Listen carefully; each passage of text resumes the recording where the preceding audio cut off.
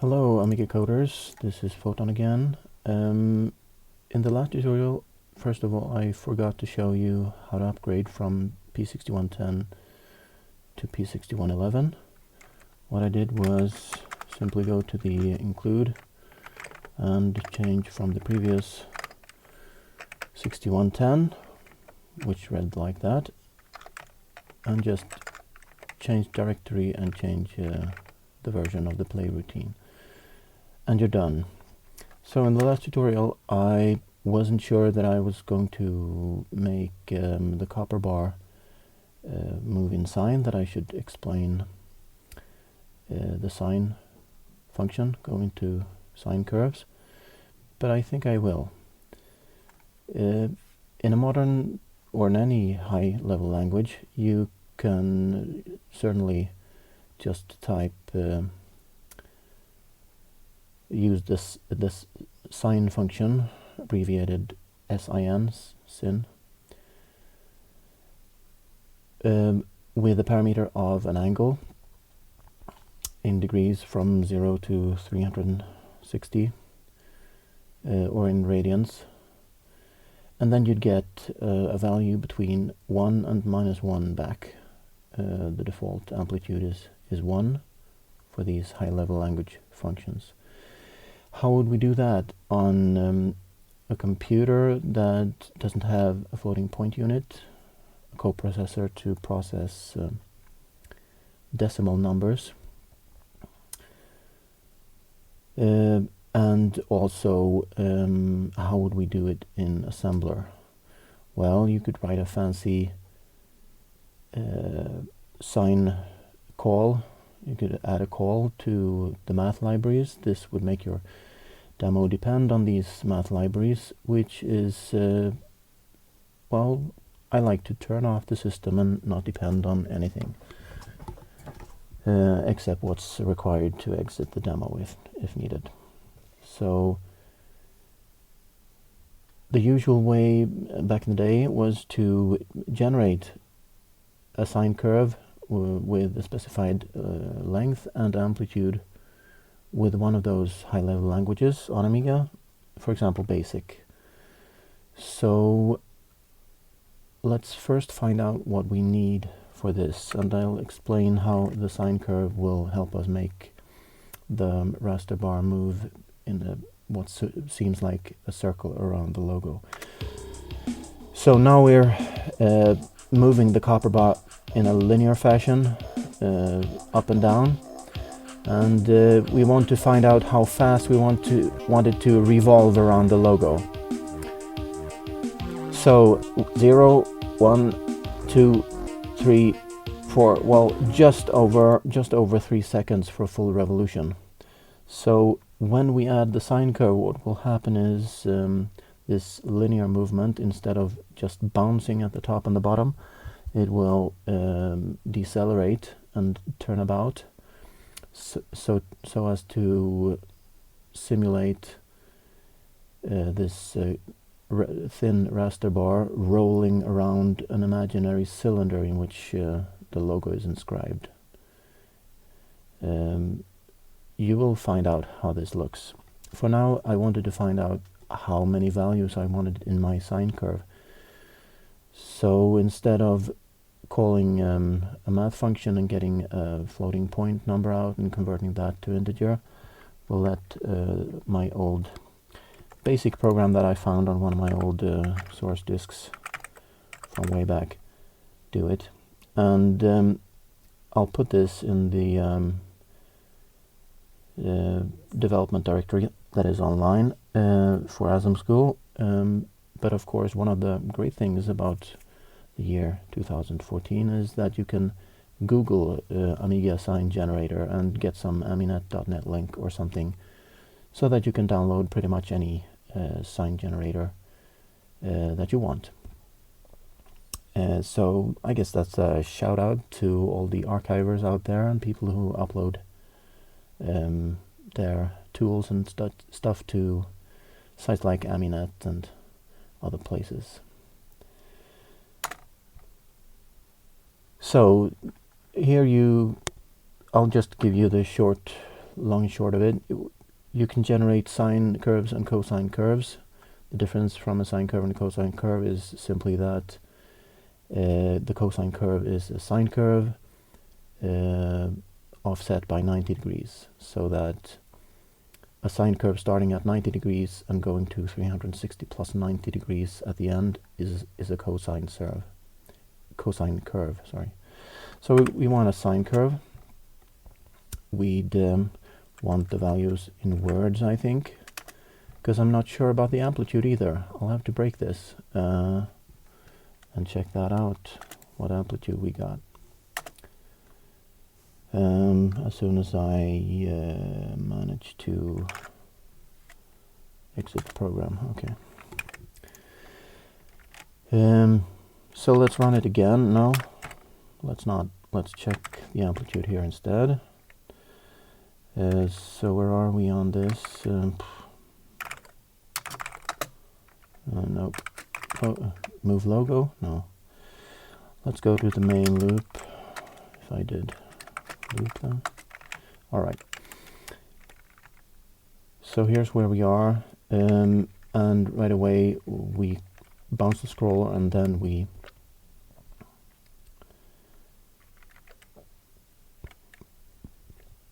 do this to get the Y position in register D6. Now instead of doing that, we're going to read the value into D6 from the sine table and use a counter to rattle through these curve values. So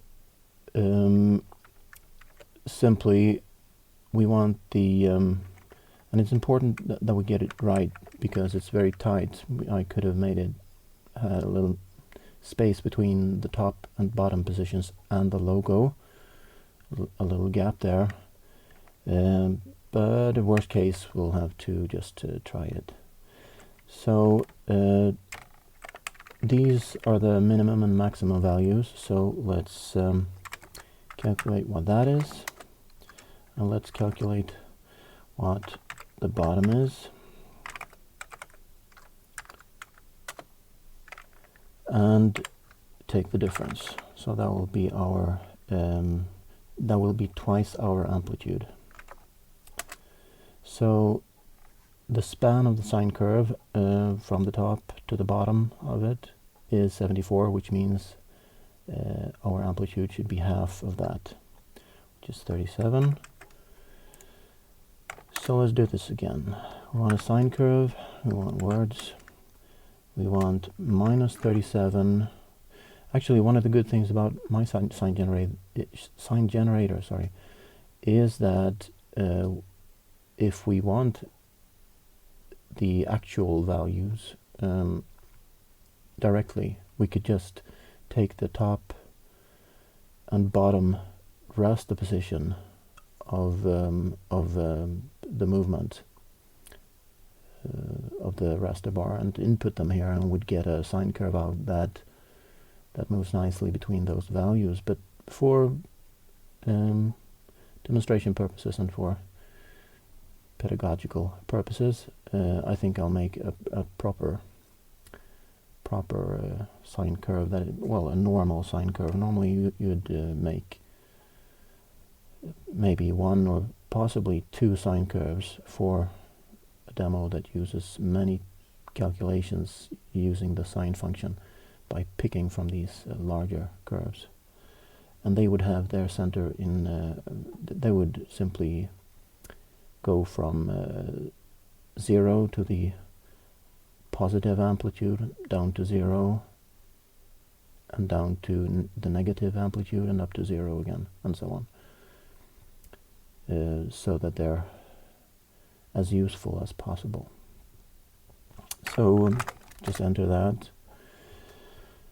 You can also get a partial sine curve out, or whatever you want. So we want a normal one, so it starts at 0, continues for 360 degrees, and you enter the number of values that you want, and I want it a bit slower than those 3 seconds, because otherwise I think the movement will be a little bit too fast. So 4 seconds at full frame rate, that's 50 frames per second. So 4 times 50 is 200. Multiply factor is a way to scale your sine curve so that you can get values multiplied by 2 or 4 or something that you need for some other table lookup. In our case, we want just the values out. Now, I made this to not write to a binary file. Instead, I made it to simply put it in memory somewhere, and I happen to know that this address should be free on pretty much all Amigas, unless you're, I don't know, using Workbench and playing a big module in the background and having dpaint open at the same time and so on. So just put it in high chip mem, and we're done. So now the sine curve is in memory. So you use the monitor to check words to see the values, and as you can see, there's our curve increasing slowly to the maximum, and which is 2.5. Hex 2.5 is 37 decimal, and then going down again. So it looks valid.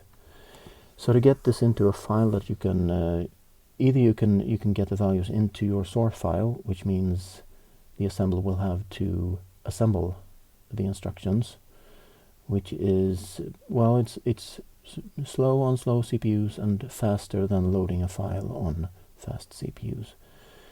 I'll write a binary file because then it's saved once and for all. And we're going to change this amplitude to 37. So we're saving, this is the amplitude, this is the number of words, W for words. So hex 60,000 and 60,000 plus 200 words. So there's our sine curve, and now we can use it.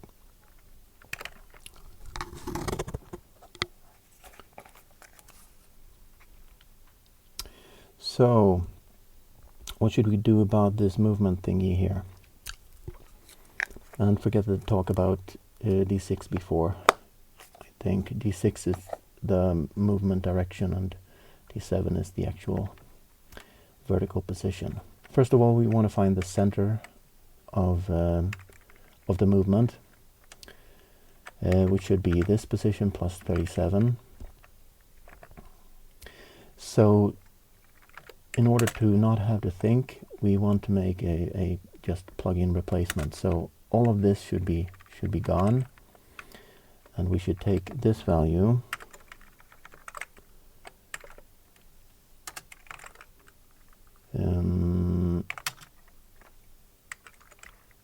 put it in D7 directly, add 37 to get to the center, and then let's write the code to perform the work first, and then provide the program with the correct pointer to the table and offset counter and so on.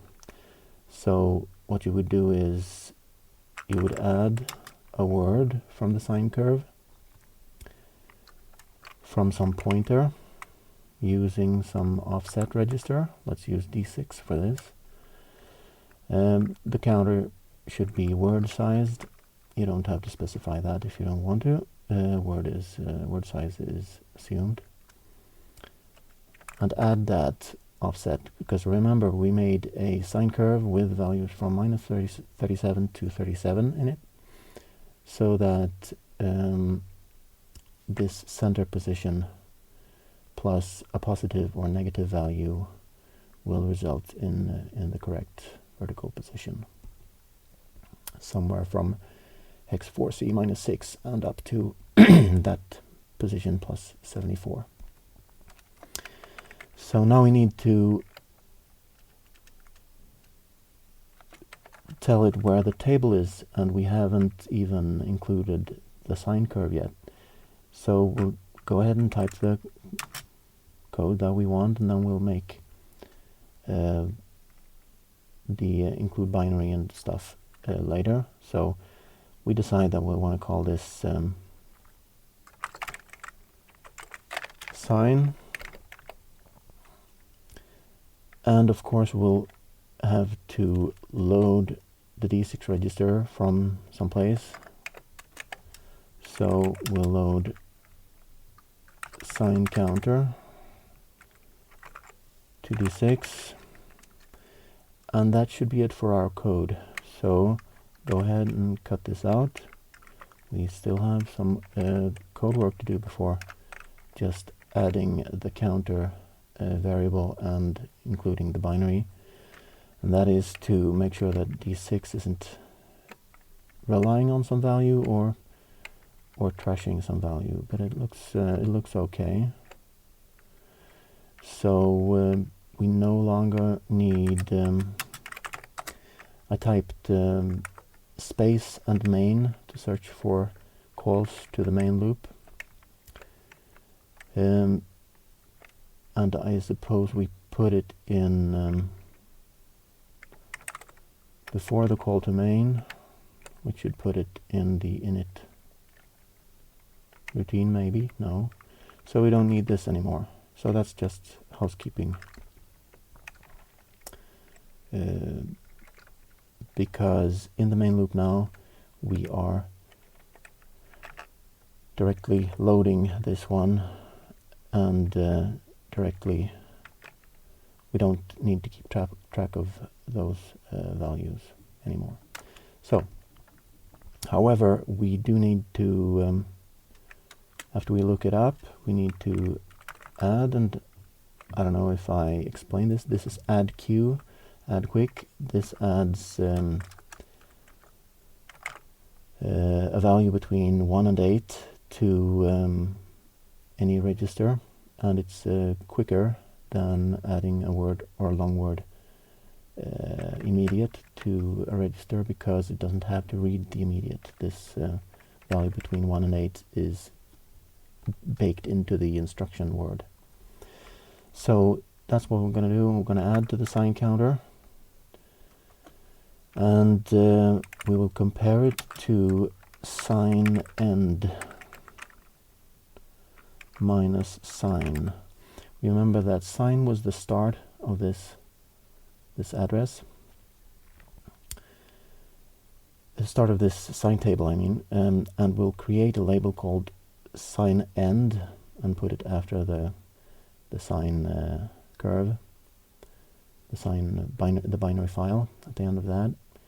And here we calculate the distance between the start and the stop position of this. So this should be, of course, be 400, since our binary file is 400, but it's prettier, well, it's more dynamic, I should say, to calculate the value, because if we find out that the movement is too fast or too slow, we want to change the number of values.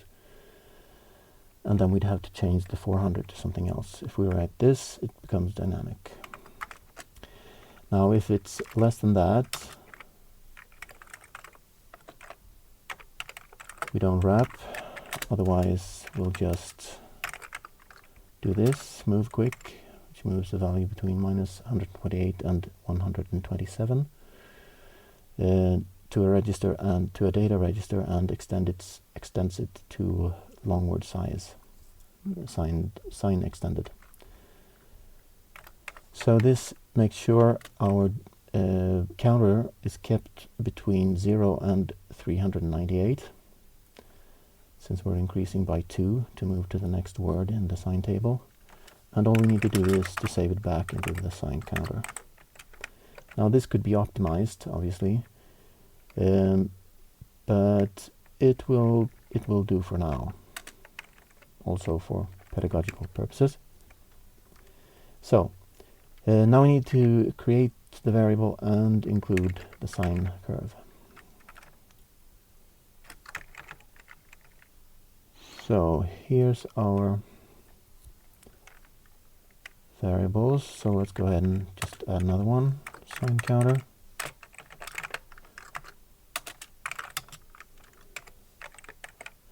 We may have to change this to start at 90 degrees or something to make it not look strange. We'll find that out. And we do have some other...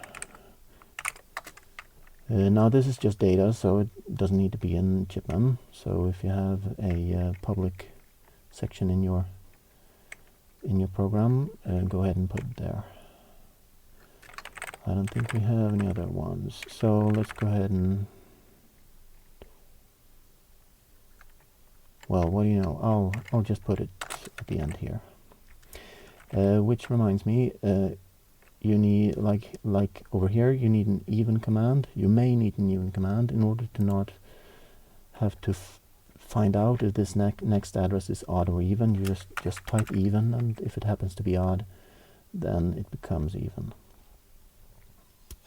Because we are going to include words in our sine table. Sine 37 200 words, and sine end tells us the stop address after this curve. So that's it. Yeah, I used capitals, so let's be consistent.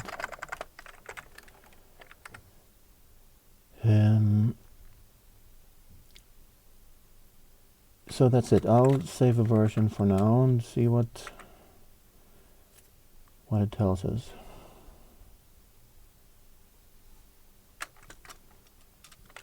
It's a double symbol, so just call it something else. Imagination is running wild.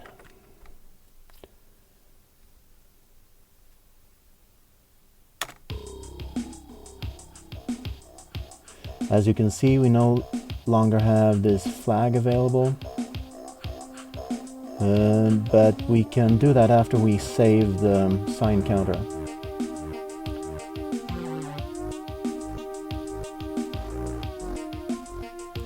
Looks fine to me, speed-wise, so let's set the value of the behind and in front flag. So it should be 1 if it's moving downwards, and -1 if not.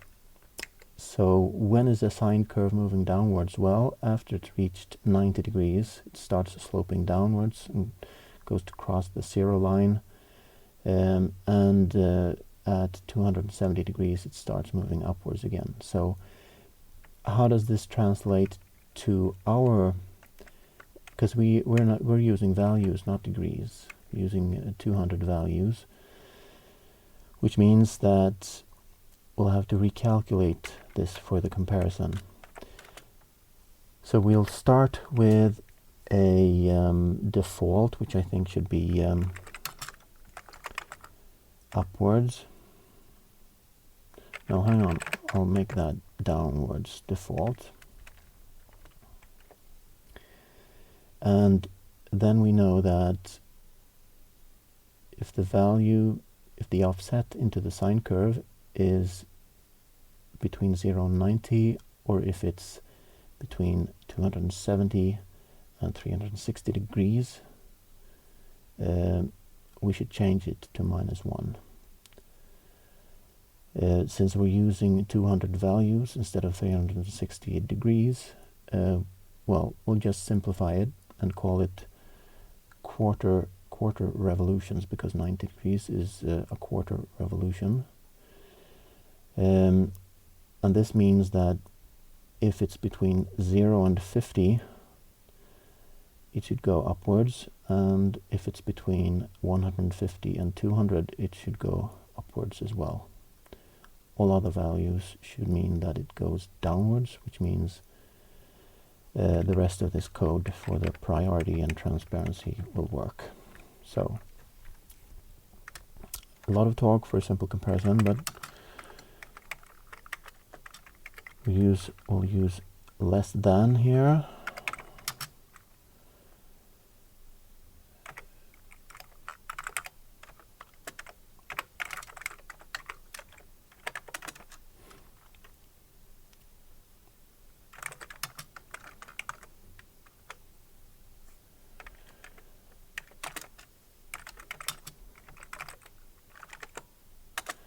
and we'll have a skip here to make it skip the second comparison, which compares to whether the value is greater than or equal to 150.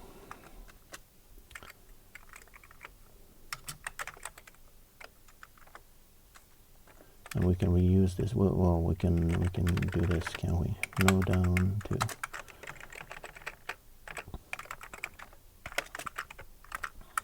make it a bit more readable, perhaps. Because if it's already moving down, we can skip to no down too. And we'll duplicate that. So in these two cases, it should be moving upwards, otherwise moving downwards. So let's check that out. And we reused the D6 register here because we've already saved the D6 value back to the variable in memory. So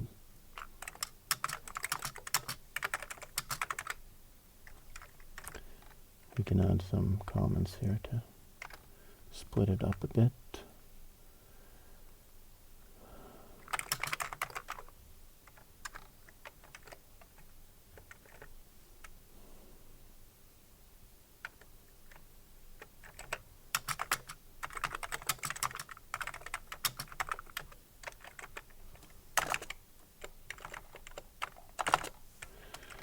So there we go. And that should be it, basically.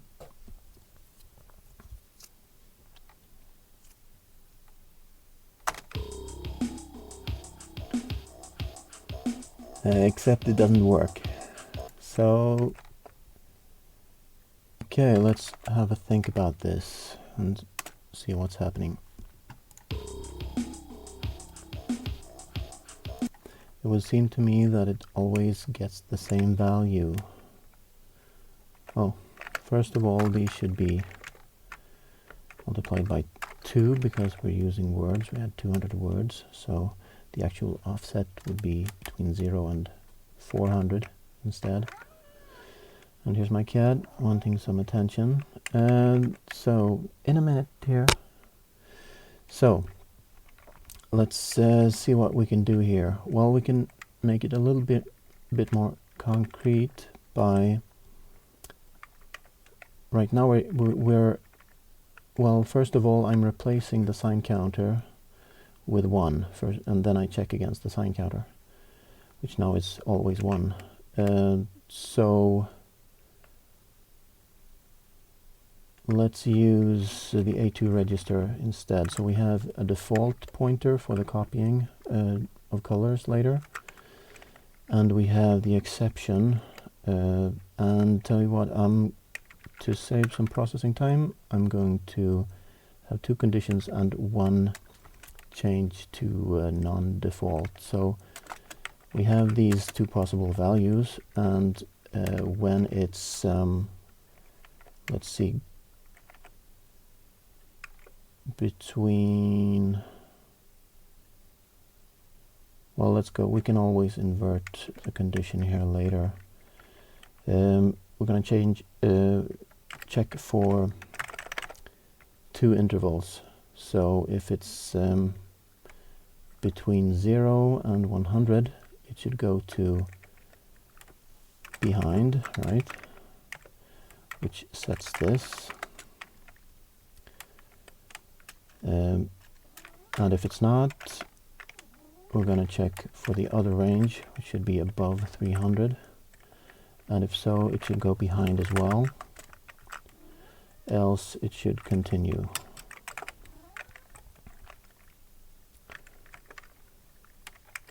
And then we have a little bit cleaner code that can skip this extra check after setting the flag. And let's see if we have double symbol or something.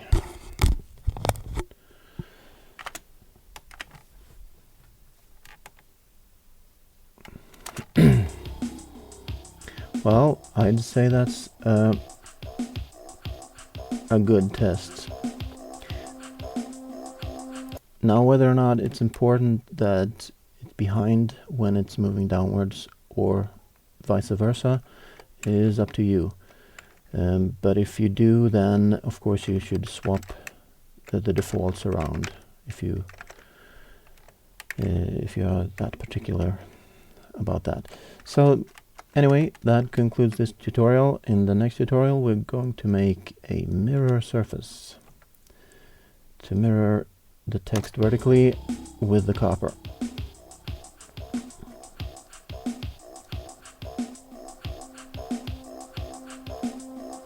Yep, it's getting there. See you in the next tutorial.